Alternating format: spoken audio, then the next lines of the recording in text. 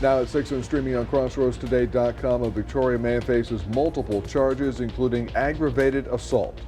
The Justice Department will not interfere with Texas elections or go into any polling locations following a lawsuit. And the second drowning victim is recovered from Lake Corpus Christi. It's a 4-year-old boy.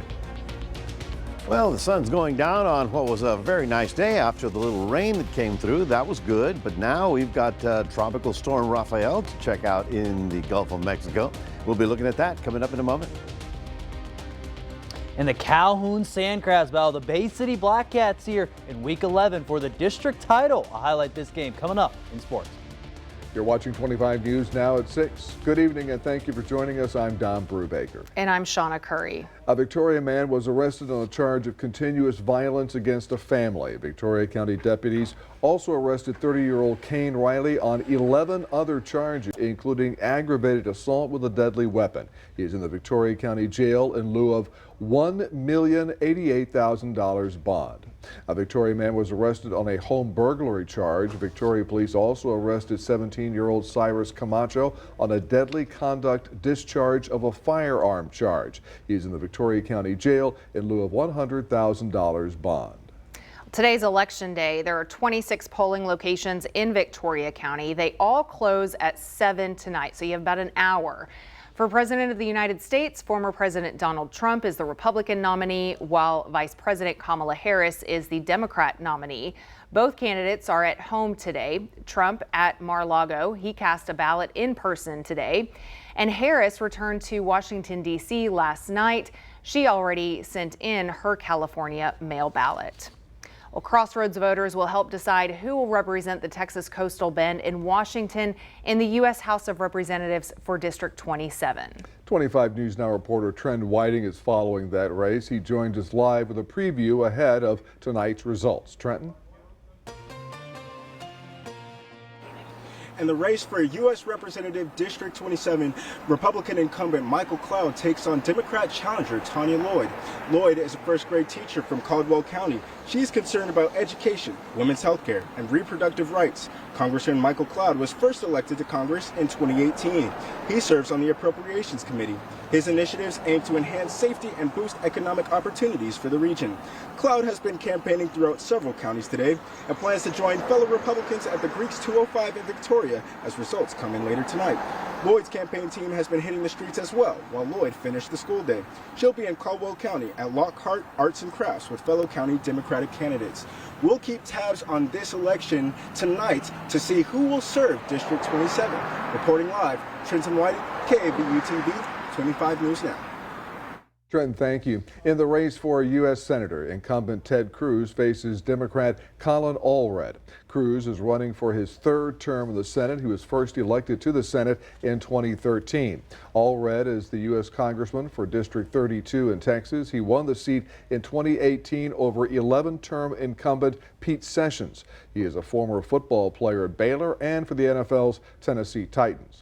For State Senator District 17, you have Republican Joan Huffman and Democrat Kathy Cheng. Senator Huffman was first elected to the Texas Senate in 2008 and has been reelected 5 times. She currently serves as chair of 2 Senate committees. Cheng was born in Taiwan and lives in Houston.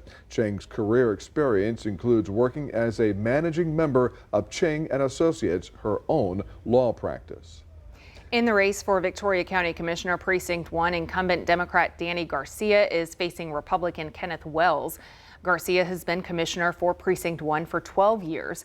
He highlights his dedication to the Bloomington community and the wider Victoria County community. He gained a knowledge of administration working at TxDOT, where he says he learned how to budget. Wells says he wants to focus on improving the south side of Victoria County. He says the county budget should reflect what the citizens value. Wells says that he wants to be in attendance of every town hall meeting.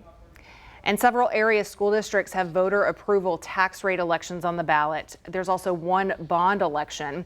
The Industrial ISD, Yoakum ISD, and the Victoria ISD have a VATRE election that would increase district tax rate for employee pay increases. Hallettsville ISD has a bond election for a new athletic multi-purpose facility. The race to decide the next state House representative for the Crossroads is one being watched very closely. 25 News Now reporter Zach Brown is following the Texas House District 30 race, and he joins us live with more. Zach.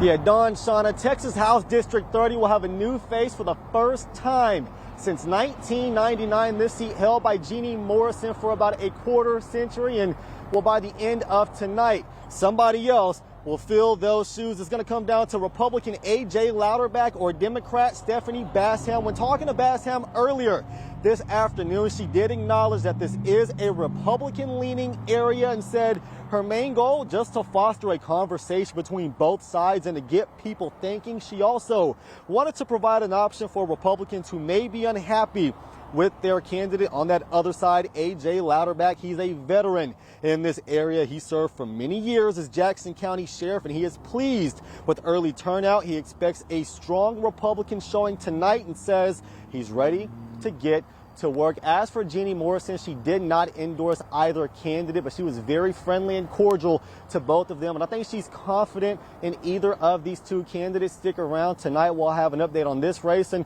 all area races as the election continues to progress. Reporting live, Zach Brown, KVU TV 25 News Now. Zach, thank you. And joining us live in studio election night is Woodrow Wilson Wagner II. He's Director of Institutional Strategies at UHV and our political expert on 25 News Now tonight at 10. Wagner will help give us some insight as we watch election results come in. And we hope you'll join us on election night. Come to crossroadstoday.com for the latest information on all of the races we are covering. And we got a lot of them. Yes, we do. But luckily, the weather cooperated for most of the day for everyone who did go out and vote today. So we're going to take a first look at our forecast with First Warn Storm Team Chief Meteorologist Mac Perez. Mac. Thank you very much. Well, the rain did come in overnight, and by 7 o'clock when the polls opened, it was pretty much over with. Tonight, for people in line, it's absolutely gorgeous. Here's our little front. Came all the way through, gave us a nice day. Thing is, it's still in the Gulf. It's going to roll back in, so the humidity is not that far away. In addition to that, we'll be taking a look at the tropics because Tropical Storm Raphael is getting bigger. We'll have all that coming up in a moment. Mac, thank you. The Department of Justice agreed late Monday night not to enter Texas polling locations or interfere with Texas elections. That came just hours after Texas Attorney General Ken Paxton sued the DOJ over its announcement that it would send federal agents to monitor Texas elections. The DOJ reversed course and agreed to abide by Texas election law. All DOJ monitors will remain outside of Texas polling locations. Polling centers in Fulton County, Georgia are staying open later tonight. This move comes after 2 locations were evacuated for 30 minutes this morning because of a bomb threat at 5 polling centers. It turned out to be non-credible. County was working to get a court order to let them stay open an additional 30 minutes tonight. Police also received a threat that several schools in that area would get bomb threats. Police in Gwinnett County also reported a bomb threat at a voting precinct. That threat was also found to be a hoax. After filing a lawsuit against the Milwaukee Elections Commission Monday, the Republican National Committee now says it has heard of no issues from Republican poll watchers. The lawsuit revolves around those poll watchers. The RNC claimed Milwaukee arbitrarily limited how many poll watchers could attend some early voting sites. The RNC then asked the judge to prevent the city from limiting observers on Election Day. And when the RNC arrived for court this morning, its attorney withdrew the lawsuit. An elections officer was removed from a Virginia precinct on Election Day following an emergency meeting held by the local electoral board. Officials said 11 voters at a precinct were given ballots that did not include any local races. Because they cast the ballots, they were unable to redo their votes with the correct ballots. The board voted to remove the precinct chief not for that error, but because the chief was being disrespectful. Voters are getting a say on abortion policy in today's election with ballot measures and elections to offices from president to local prosecutors. To read this article, visit our website, crossroadstoday.com. The body of a 4-year-old drowning victim was recovered at Lake Corpus Christi State Park. Authorities said the victim was Gabriel Gonzalez. The body of 29-year-old Pedro Aguirre was pulled out of Lake Corpus Christi Monday. The Mathis resident was fishing at Catfish Cove at the state park Sunday when his son and daughter went out into the lake. They started struggling in the water. Aguirre and other family members rushed over and jumped in to save the children. Authorities rescued 3 of the 5 people in the water. Some evacuations are lifted as crews work to contain a 400-acre wildfire in Bastrop County. Many people were forced to leave their homes after the Hudson fire started around noon Sunday, about 8 miles east of Bastrop. The Texas A&M Forest Service said a structure fire sparked that wildfire. As of this morning, the Hudson fire had burned an estimated 400 acres and is 80% contained. Well, remember to subscribe to our YouTube channel, Crossroads Today. Hit the like button and click the notification bell. Stay with us. Coming up on 25 News Now at 6, U.S. Capitol Police arrest a man they say had a flare gun and torch. Also ahead, voter issues, tech malfunctions, and threats impact Election Day voting.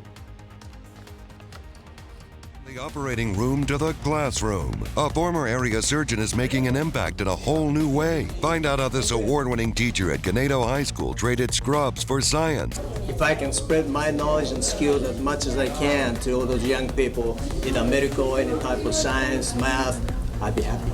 And why the community can't stop singing his praises. Join anchor Shawna Currie for From Scalpel to Science, a 25 News Now Extra, Thursday night at 10.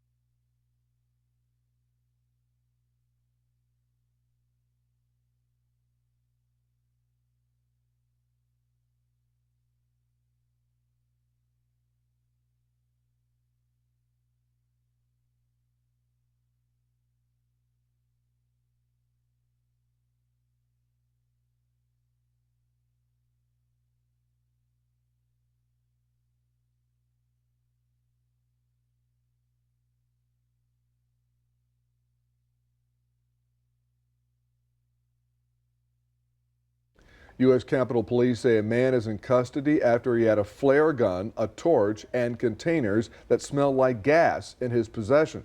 The arrest happened at the Capitol Visitor Center. No one was hurt. Police stopped the man as he tried to go through screening. Authorities said police do not believe the arrest was related to the election. They are still investigating. Meta, Instagram, Google, and YouTube are all banning new political ads in an attempt to fight misinformation. They say it's to prevent candidates or supporters from claiming early victory or spreading false information about voter fraud. Many experts say the moves are too little, too late.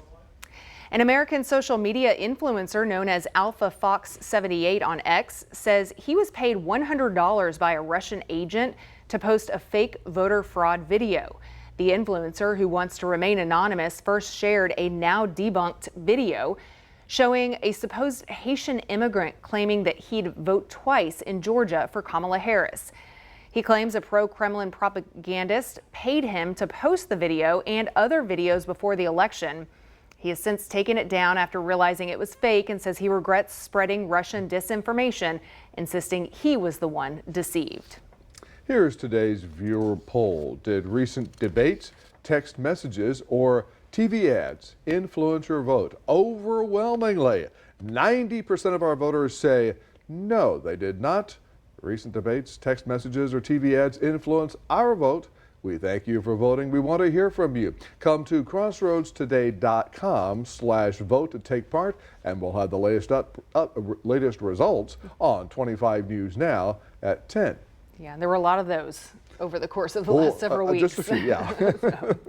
Well, no matter what, history will be made in America this election. If Donald Trump wins, he'll be the first president since Grover Cleveland voted out of the White House and then voted back in. And of course, if Vice President Kamala Harris wins, she'll be the first woman ever elected president. For a majority of voters, they're hoping that whoever ends up in the Oval Office will address the key issues important to them. Women's reproductive rights. The economy, more than anything. Border's huge for me.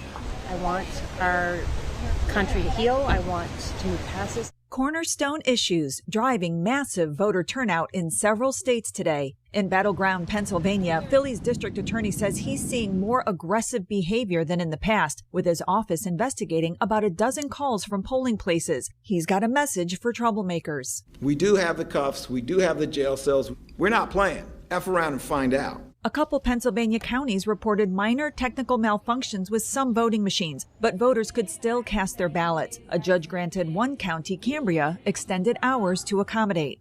I am completely confident in our ability to run the elections fairly, and all of our voters' ballots are going to be counted. Georgia had its share of phoned-in threats today. In one case, voting was briefly disrupted at 2 locations, bomb threats that were found to be non-credible. We identified the source, and it was from Russia. They're up to no mischief, it seems, and they don't want us to have a smooth, fair, and accurate election. An election that may take a while to tally. Election organizers urge patience. It's hard to predict when people will be able to wake up and know the result out of Pennsylvania. I just want to assure the American public that it will happen, but it will be sometime after midnight. The nation's last polls don't close until 1 a.m. Eastern Time Wednesday morning in Alaska. I'm Laura Aguirre reporting. Spanish authorities say that 89 people are confirmed to be missing 1 week after the catastrophic floods in the eastern Valencia region. It is the first figure of the missing to be made public. 211 of the 217 confirmed deaths took place in that region after the floods. They were caused by heavy rains on October 29th and the next morning. Most people were caught off guard. Authorities have been heavily criticized for having issued alerts to mobile phones some 2 hours after the disaster started. Yeah, I've been tracking that story, and they got about 25 inches of rain in a 24-hour period. And that is, southern Mediterranean, so they're not used to that kind of stuff, and it was amazing the amount of damage. Well, for us right about now, fairly comfortable evening. Yeah, down to 69 degrees. Winds are light out of the north. That made a big difference today. We managed to get up to only 79. How about that? And our average is about 77, so we're pretty close to being on the money. The thing is, how much rain did we get? We got 2,800 officially at the airport. It gives us 31 for the month, and we're about 2 inches below where we should be for this time of year. Coming up, we'll be talking about what to expect for the next 7 days, and we'll take a look at the tropics as well.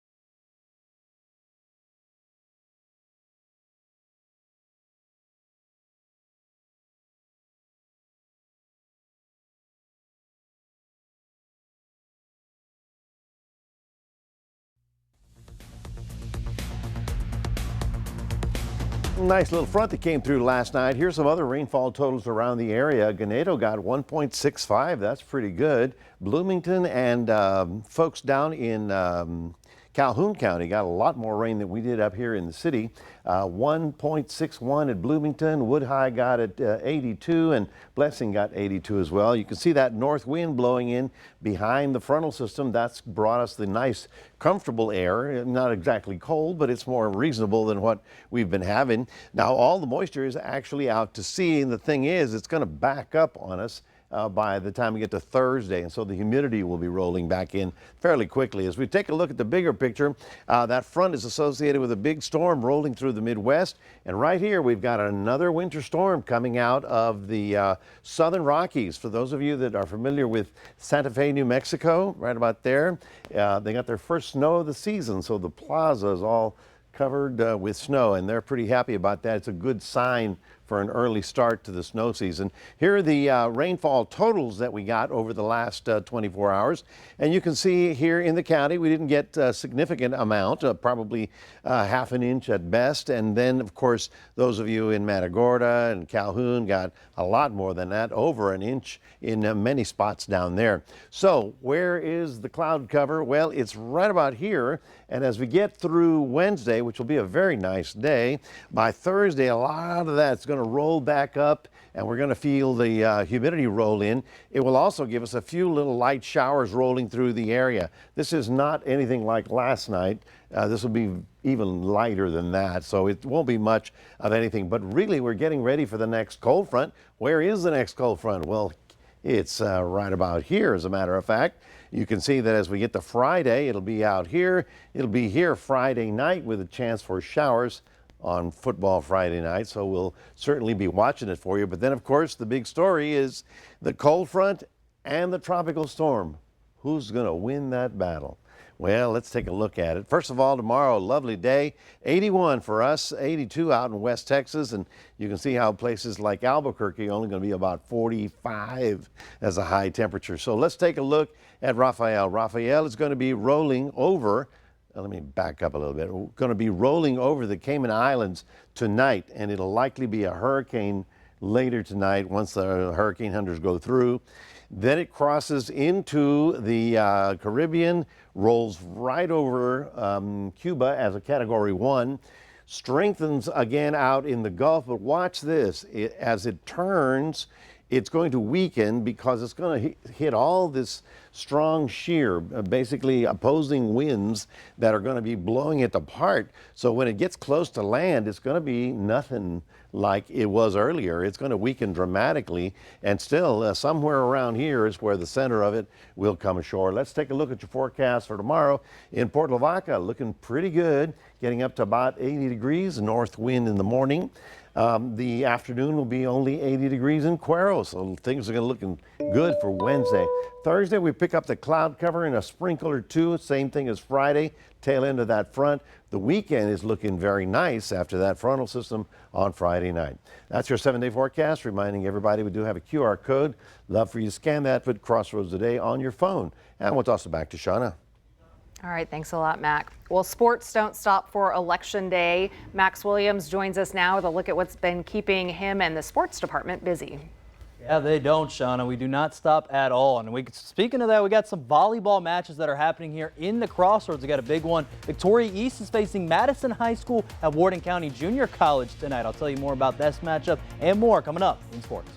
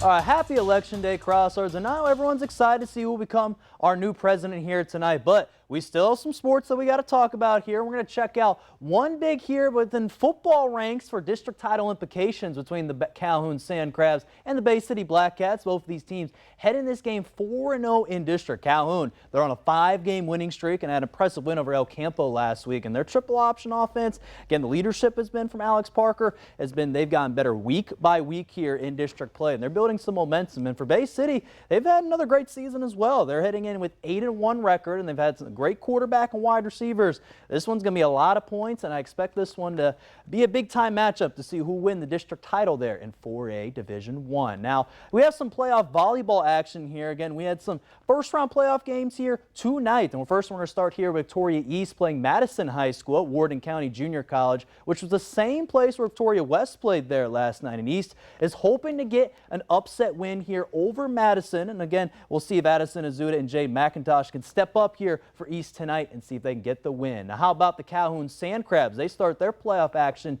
tonight versus the El Campo Ricebirds there in bi-district play as well. And this game is going to be played here at Palacios High School, and will start here in literally 6 minutes time here at 6:30. And some stars to keep an eye on is senior Neva Rangel and Breely Christensen there for Calhoun, and Kendall Vargas as well is going to be a factor for sure for the Sand Crabs. So expect those two matchups to be huge here. Whoever wins will go and move on to the playoffs. Now, from volleyball, here are some state cheer competition ranks. How about the Victoria Gators cheer squad? They placed again in the top 5 there in the Texas Association of Independent Athletic Organizations state cheer competitions. And some of them got the ranks. They got second in the Spirit Squad category, second in traditional category, and then first in the mascot category with the Gators. And again, now some individual awards that they came out there. Autumn in there and Jewel there got some rewards there for the cheer squad, and also props up to Shay and Malia as well, helping out, getting some awards for the Gators and placing well in the state cheer competition. Now, back to some football action. Dave Campbell's Texas Football announced who is going to be the Whataburger Super Team. Yes, how about that? Whataburger, probably a fun little name for sure. It's going to the Goliad Tigers. They announced 3 players a part of this. Defensive tackle Caden Gonzalez, wide receiver tight end Lamont Franklin, and the running back Donovan Perry. So congrats there to the Whataburger Super Team in Goliad and those 3 athletes. And Dave Campbell's also revealed last week's there of regular season. The rankings came out, and here's what we got. In 4A, we haven't talked about them in a while. Bay City just mentioned them. They're number 8 right now in 4A Division I. Then in 3A Division I, Edna stays at number 2, undefeated right now. And then 2A Division I, Refugio and Ganado at the same spots. Refugio is at number 2, Ganado is at number 4, and then 2A Division II, Shiner is at number 9, 6 and 3. So a lot of these teams, 3 of those teams I mentioned, Bay City, Refugio, and Shiner, all competing for district titles here this Friday night. And then speaking of it, last night we had some college basketball kicking off. The Houston Cougars, they won over Jackson State. Also the Texas Longhorns played, again, my team, if you don't know by now, the Ohio State Buckeyes there in Las Vegas. And the Longhorns, they would lose this one 80-72. And the leading scorer for Texas was Trey Johnson. He scored 29 points for the Longhorns, but it was not enough to beat Ohio State, as Bruce Thornton had 20 points to lead the Buckeyes with the win last night, 80-72. And that's going to do it here in sports. Don and Shawna, back to you. All right, Max, thank you, and we're back in a moment. Voters in Black Mountain, North Carolina cast their ballots while still recovering from Hurricane Helene.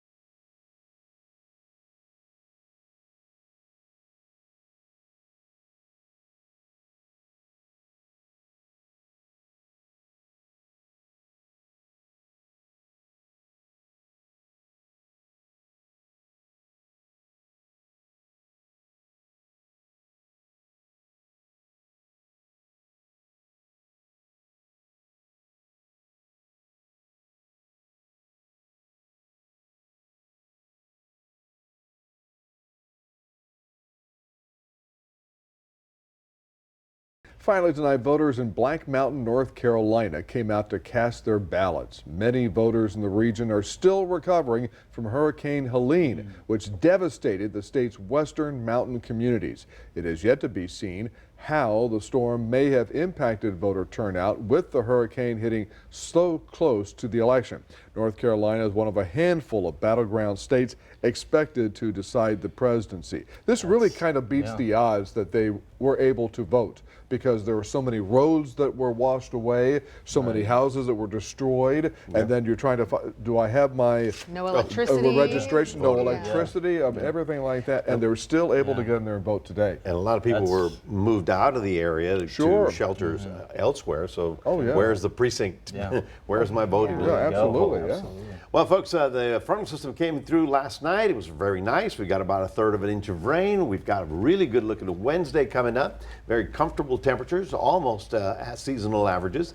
Then the humidity rolls in for Thursday, Friday. We do have a little shower activity with that next front coming in on Friday night. But the weekend at this point in time will feel like November. How about that? Finally. It's finally feeling a little bit like fall. Took a month and a half, but took a while. All right, thank you, Mac, and thanks for joining us. Be sure to follow us online for all of your election results, and we'll see you back here tonight at 10. Have a good night.